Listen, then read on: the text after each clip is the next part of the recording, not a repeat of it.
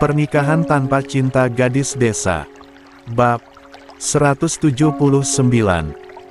Jadi, tak hanya karena gosip, Jelita pasti terpukul dengan peristiwa keguguran dan sikap dingin Rahmat. Samba ingin marah, tapi tidak tahu harus marah kepada siapa. Pikirannya saat ini hanya dipenuhi oleh Jelita, dan Jelita. Kemana istrinya itu pergi? Apakah dia baik-baik saja, dan apakah dia benar-benar menikah dengan pengusaha tambang sialan itu? Meski Samba sendiri meragukan semua ucapan Jelita karena bisa jadi itu semua hanyalah alasan istrinya untuk mendorong Samba menjauh.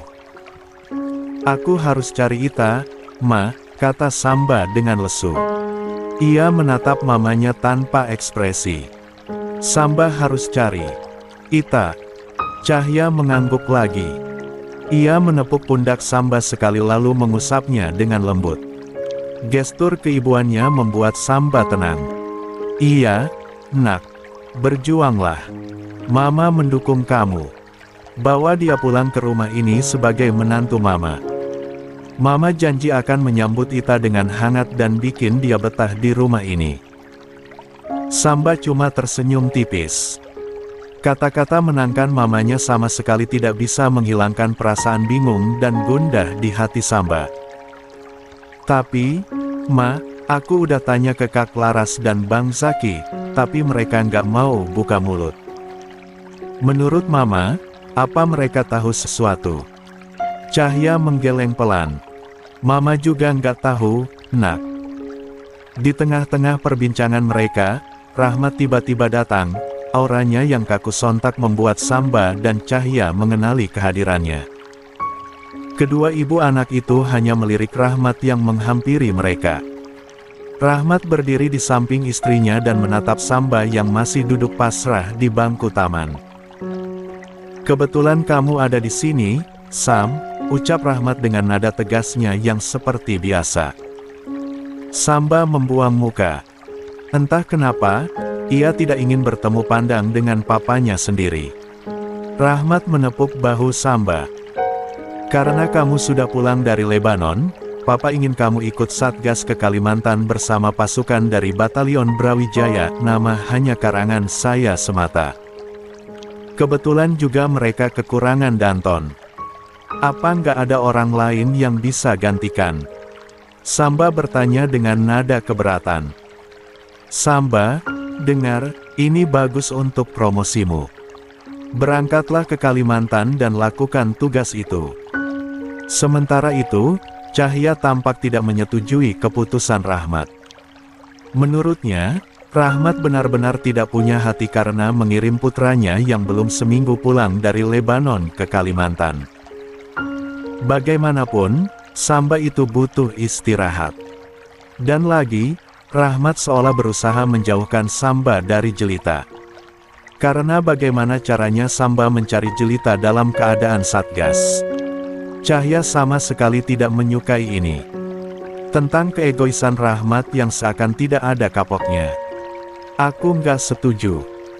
Samba, kan baru saja pulang dari Lebanon, Mas," sanggah Cahya sambil menatap Rahmat dengan tajam. Rahmat hanya mendesah menanggapi ucapan istrinya. Memang, apa salahnya? Namanya tentara ya harus siap kapan saja ketika dia ditugaskan. Ini tugas negara, bukan Mas sendiri yang memutuskan. Samba mungkin anak Mas, tapi Mas harus memperlakukannya setara dengan tentara lainnya. Nggak ada yang dibeda-bedakan. Tapi, itu keterlaluan. Mas Rahmat kan bisa kasih Samba tugas lainnya. Lebanon itu jauh loh, Mas. Setidaknya Samba dibiarkan istirahat selama seminggu atau bagaimana. Sudah kubilang, Cahya, Samba dan tentara lainnya itu sama. Jadi, keputusan Mas sudah final. 34. Samba memutar mata mendengar perintah papanya. Perdebatan papa dan mamanya sama sekali tidak didengar. Samba juga tidak punya tenaga lagi untuk bergabung dengan argumen mereka. Sebenarnya, dia juga merasa marah dengan Rahmat, namun Samba tidak ingin berdebat dengan papanya di depan Cahya. Jadi, ia berdiri dan menatap Rahmat dengan tajam. Ya, Samba akan berangkat. Kemudian ia menoleh ke arah Cahya, ekspresinya agak melunak saat matanya bertukar pandang dengan sorot mata lembut mamanya. Ma, Samba balik ke batalion lagi, ya. Assalamualaikum. Waalaikumsalam. Rahmat memperhatikan Samba yang mengecup sayang punggung tangan ibunya dan berlalu begitu saja tanpa melirik Rahmat. Jangankan melirik, punya niatan untuk menyalami tangan papanya saja tidak. Rahmat mengembuskan napas kasar. Ia bergumam letih, ada-ada saja anak itu. Cahya sendiri tidak bisa berhenti merasa kesal dengan suaminya. Ia menatap Rahmat dengan jengkel sambil membatin, kalau Samba berangkat satgas lagi, kapan Samba bisa cari jelita? Mas. Rahmat menoleh dan membalas tatapan kesal Cahya dengan datar. Ada apa, Num? Kok lihat Mas kayak begitu? Ini ulah Mas Rahmat kan? Tuduh Cahya, tepat sasaran. Matanya memicing menangkap perubahan ekspresi Rahmat. Kamu pasti ada kaitannya dengan penugasan ini. Pasti Mas Rahmat sendiri kan yang ngirim Samba ke Kalimantan. Sekilas, Rahmat tampak tidak bereaksi. Tidak ada niatan baginya untuk menjawab karena jelas istrinya tahu bahwa ini semua adalah ulahnya. Iya.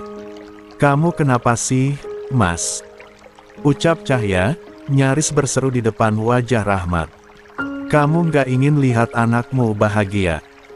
Kenapa kamu seperti nggak mau lihat anak kamu bahagia? Mau sampai kapan kamu egois terus? Cahya, terserahlah. Aku mau ke kamar. Rahmat mendesah berat. Astaga, istrinya kalau sedang mengamuk benar-benar berubah menjadi wanita keras kepala. Ia pun memandangi Cahya sampai istrinya itu tidak terlihat lagi.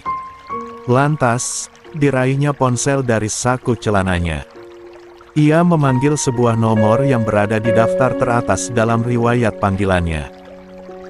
Setelah nada hubung berubah menjadi suara berat seseorang di seberang sana, Rahmat tersenyum.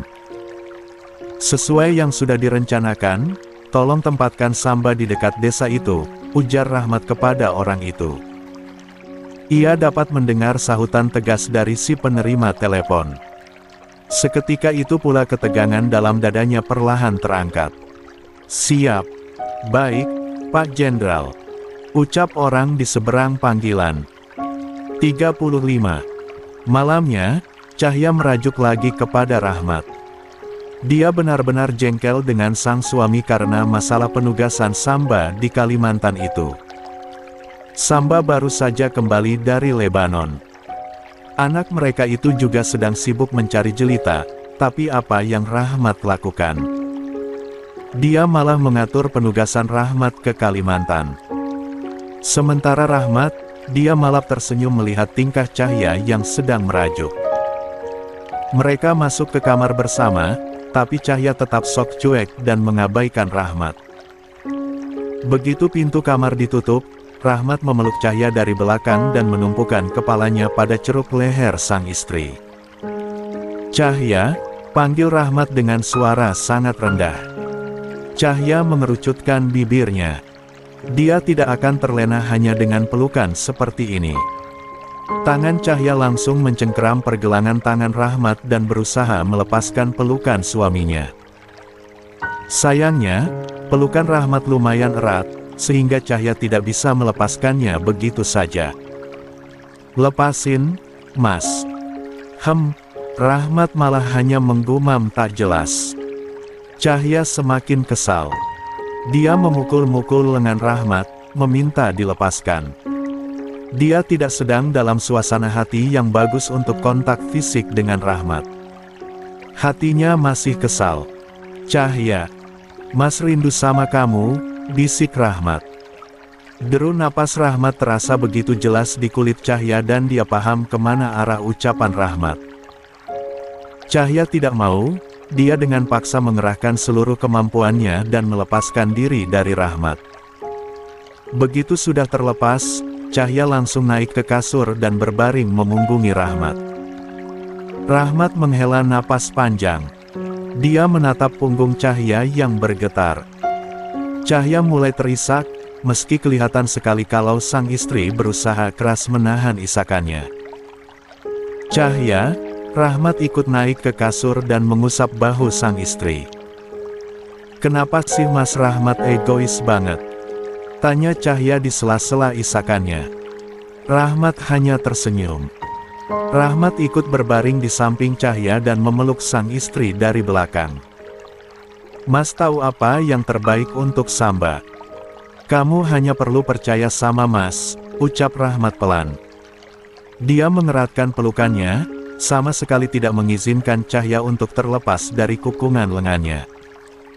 Cahya kesal. Jujur saja, dia bukannya meragukan Rahmat.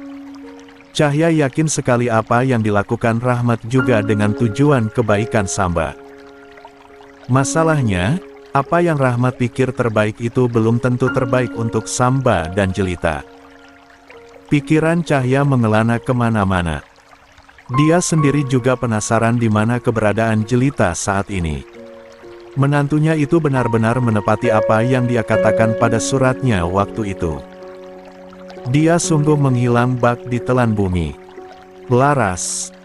Aku yakin sekali Laras tahu di mana posisi Ita yang sebenarnya. Mungkin aku harus memaksa Laras kasih tahu di mana Ita sekarang," batin Cahya bertekad. Waktu itu, Cahya memang pernah bertanya kepada Laras mengenai keberadaan Jelita. Setelah menerima surat perpisahan itu, Cahya tidak mungkin diam saja. Dia menemui Laras, mendesaknya untuk membeberkan kemana Jelita pergi. Namun, Laras tidak pernah mau mengatakan yang sebenarnya. Dia selalu bilang bahwa 36. Jelita pergi dan tidak mengatakan di mana lokasi pastinya. Cahya tahu itu bohong.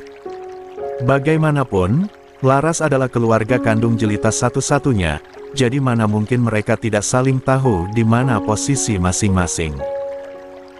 Kali ini, Laras haru mengaku, pikir Cahya dalam hati. Kalau memang Samba akan benar-benar ditugaskan di Kalimantan dan kehilangan waktunya lagi untuk mencari Jelita, maka Cahya sendirilah yang akan bertindak dan menemukan menantunya itu. Esoknya, pagi-pagi sekali Samba sudah bersiap untuk pergi ke Batalion Brawijaya. Itu bukan batalion tempatnya dinas, melainkan batalion tetangga yang katanya kekurangan Danton. Samba mencium sebuah keterlibatan Rahmat dalam penugasan ini. Namun, Samba diam saja dan menuruti semuanya. Pagi ini, ada latihan persiapan terlebih dahulu sebelum mereka benar-benar berangkat ke Kalimantan. Samba mengikuti semua kegiatannya dengan serius, tapi dia tetap tidak bisa mencegah pikirannya berkelana memikirkan di mana sebenarnya Jelita berada. Saat dia berangkat ke Kalimantan nanti, apakah ada kesempatan untuknya bertemu Jelita lagi? Atau mungkin, Tuhan memang menakdirkan mereka tidak akan pernah bertemu lagi. Samba menghela napas panjang. Dia langsung menggelengkan kepalanya keras-keras, berusaha mengusir pikiran buruk itu. "Sudahlah, lebih baik aku konsentrasi dengan yang ada di hadapanku dulu," gumam Samba berusaha mengingatkan dirinya sendiri soal tugasnya menjadi seorang abdi negara. Setelah memutuskan bahwa dia akan mencari tahu keberadaan Jelita lagi, pagi-pagi sekali Cahya berangkat menemui Laras setelah Rahmat berangkat bekerja.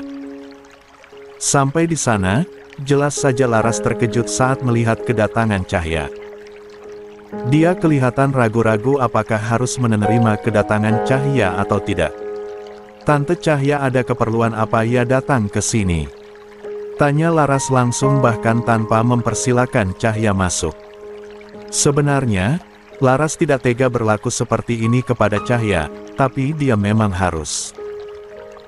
"Laras, Tante mau bicara sama kamu, tolong, bisakah kita bicara dulu?" Laras benar-benar dilema, ekspresi sendu di wajah Cahya membuatnya merasa bersalah. Rasanya dia jahat sekali jika menolak bicara lebih lanjut dengan Cahya. Baiklah, silakan masuk, Tante. Maaf, Laras nggak bisa lama-lama. Cahya mengangguk. Iya, Tante akan langsung ke intinya saja. Cahya dan Laras duduk berhadapan di ruang tamu kediaman Laras. Di situ, suasana di antara mereka benar-benar tegang. Laras, Tante langsung saja bilang ya. Tante kemari karena mau tanya keberadaan Ita. Laras memejamkan matanya. Laras udah bilang kalau Laras nggak tahu, Tante.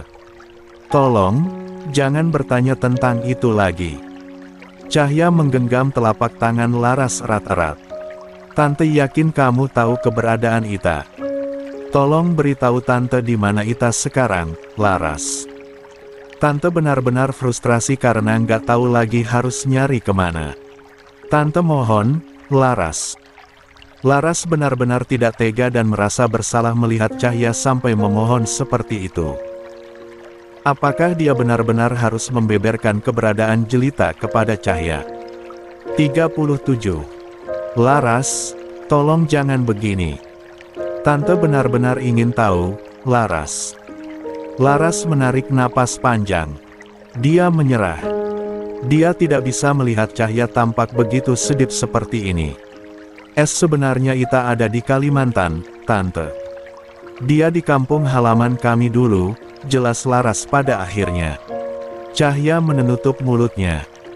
Dia langsung teringat dengan betapa kerasnya Rahmat memaksa Samba agar ikut Satgas ke sana. Jadi ini. Cahya seketika menangis dan itu membuat Laras salah paham. Dia kira, Cahya menangis karena dirinya dan itu membuat Laras khawatir. Cahya sendiri sungguh tidak menyangka. Dia merasa terharu dan juga merasa bersalah kepada Rahmat karena sempat suudzon terhadap keputusan suaminya sendiri. Apalagi semalam dia menolak keinginan suaminya untuk kontak fisik. Tante nggak apa-apa, kan?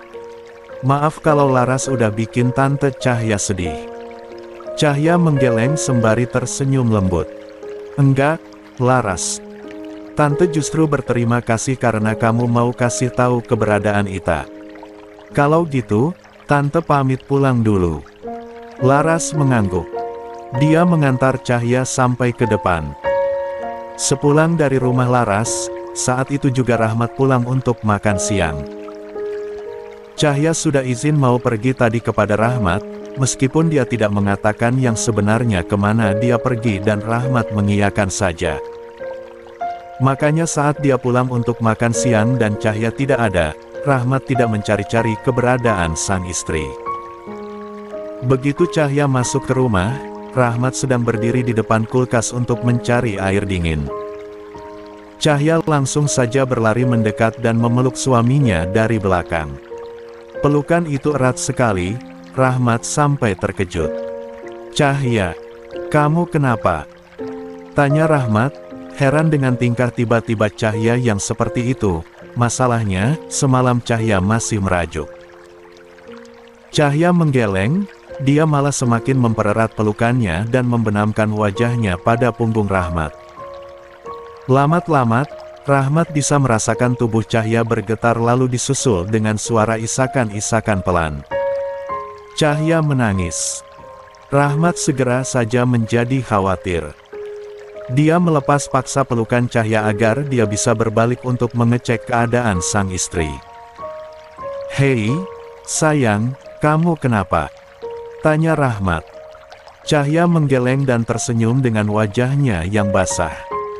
Enggak apa-apa, Mas Rahmat kelihatan makin ganteng. Rahmat mengernyit heran, kenapa Cahya jadi bicara melantur begini? Maksudnya bagaimana? Cahya tidak menjawab.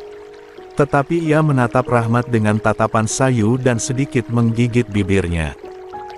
Rahmat langsung peka dengan kode dari Cahya, mau sedingin dan sedatar apapun seorang lelaki, kalau berkaitan soal itu, pastilah langsung paham. Jadilah sesi makan siangnya pun batal, Rahmat hanya mengisi tenaga dengan air minum lalu mengangkat tubuh Cahya dan membawanya ke kamar untuk menikmati sesi makan siang intim mereka sendiri. Dan kali ini, Cahya bertekad akan memberikan pelayanan maksimal untuk menebus kesalahannya. 38. Hari ini, Samba dan pasukannya sudah bersiap-siap untuk berangkat menggunakan kapal milik TNI Angkatan Laut. Di dermaga itu sebelum keberangkatan, Cahya memeluk Samba erat-erat. Rasanya waktu berputar sangat cepat. Baru saja Samba pulang dari penugasan di Lebanon, sekarang dia sudah harus berangkat lagi untuk ke Kalimantan. Namun, memikirkan tentang informasi yang diberikan Laras sebelumnya, Cahya menjadi lebih tenang. Bertugaslah dengan baik di sana, selalu hati-hati dan jaga keamanan. Samba mengangguk sembari tersenyum tipis. Iya, Ma. Doakan Samba terus. Itu sudah pasti. Samba memeluk Cahya sekali lagi, lalu mendekatkan bibirnya ke telinga mamanya. Kalau ada kabar soal Ita, Mama kasih tahu Samba ya. Cahya mengangguk sembari tersenyum. Siap. Setelah berpamitan dengan Cahya, Samba hanya melirik Rahmat sekilas saja. Dia benar-benar enggan untuk berpamitan atau sekadar cium tangan kepada papanya sendiri. Dia masih bersikap dingin. Samba malah langsung ke Afika dan memeluk adiknya dengan erat. Kakak berangkat dulu, jangan nakal, jangan cengeng, ucap Samba. Afika merengut. Ih, emangnya aku anak kecil apa? Samba terkekeh dan menjitak kepala adiknya. Kan emang bocah. Samba hendak pergi begitu saja, tetap enggan pamitan dengan Rahmat, tetapi dia ditegur oleh Cahya. Pamitan sama papa juga Samba. Cium tangan dulu supaya segala urusan kamu di sana dilancarkan oleh Allah. Ingat Sam, ridho Allah ada pada ridho orang tua. Samba menghela napas panjang. Dengan ogah-ogahan dia mendekati Samba dan langsung mencium tangan papanya, sama sekali tidak mengatakan apa-apa. Ketika Samba mau melepaskan tangannya, Rahmat malah menarik Samba dan memeluknya sekilas kemudian menepuk-nepuk bahu sang anak seolah sedang memberikan semangat. Setelah beres berpamitan, Samba segera berangkat. Cahya dan Rahmat saling menatap, dan entah dari mana pikiran aneh ini datang tapi